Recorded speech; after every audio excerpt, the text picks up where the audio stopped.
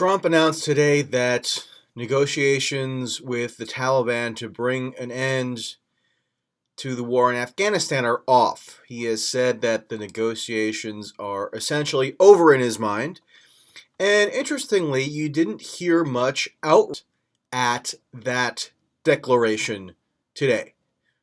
However, there was a wave of outrage when Trump tweeted over the weekend that he had intended to bring Taliban representatives to Camp David along with Afghan government representatives to negotiate or finalize or do some kind of ceremonial announcement of a peace accord. Think about that. There was widespread media outrage about the optics, quote unquote, of Trump seeking to bring an end to the Afghanistan war, and then relative silence when Trump announced that those negotiations were off. Those are the kinds of perverse incentives that have pervaded the U.S. media as well as the Democratic Party opposition to Trump for years.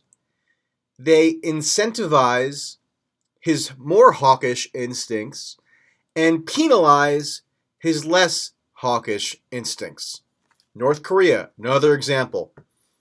He's routinely mocked and denigrated by the media and Democrats for having the audacity to directly negotiate with Kim Jong-un. Now, you might have various procedural criticisms of how that's gone, fine, but in theory, you would think that the opposition to Trump, or the people who don't like him, would nonetheless see some value in his bringing to bear less aggressive tactics in dealing with the North Korea situation. Why would you want somebody who is as temperamentally belligerent as Trump to use aggressive, let's say, tactics in dealing with hot button issues on the world stage? That would be the last thing you'd want to encourage with Trump. And the same goes with Afghanistan.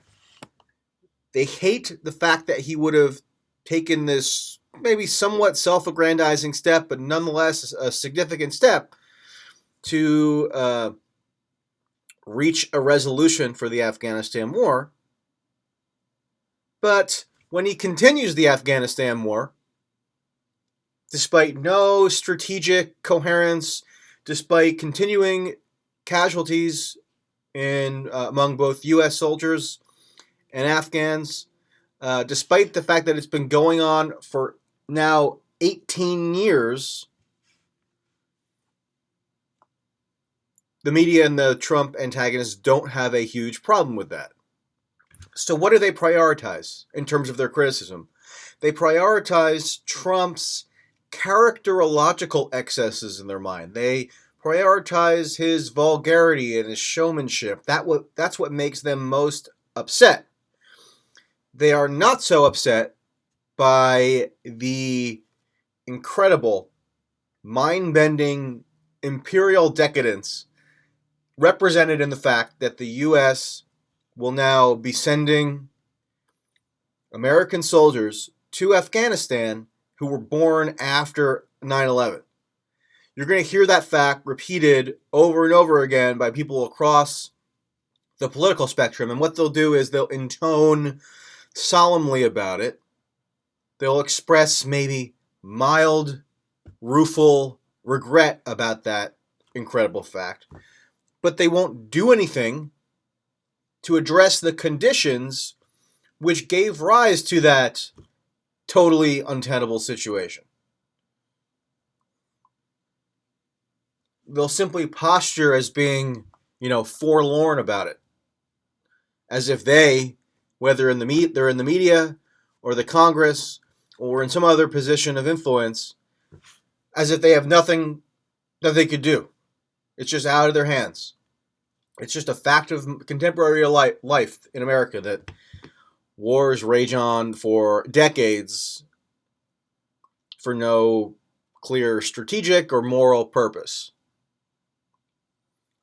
And so that's the media climate and the political climate that we're in.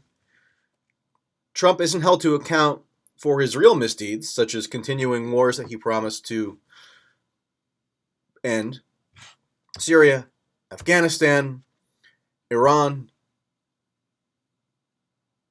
Iraq, various other counterterrorism initiatives around the country. Not saying he promised to end all those, but there was a lot of casualties mounting under his command, and none of that provokes a whole lot of consternation. What provokes consternation is when he does an ostentatious tweet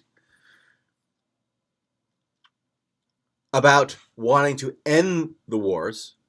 Remember the freak out in December of 2018 when he announced the withdrawal from Syria on Twitter? People were running around with their heads on fire. James Mattis resigns. And ultimately, the withdrawal didn't even happen. But that's not what makes anybody angry. They're fine with perpetual American military deployments the world over. They just don't like the optics of Trump being the one presiding over these endless engagements. And that's the fundamental superficiality and shallowness of the media and the political opposition's posture toward Trump.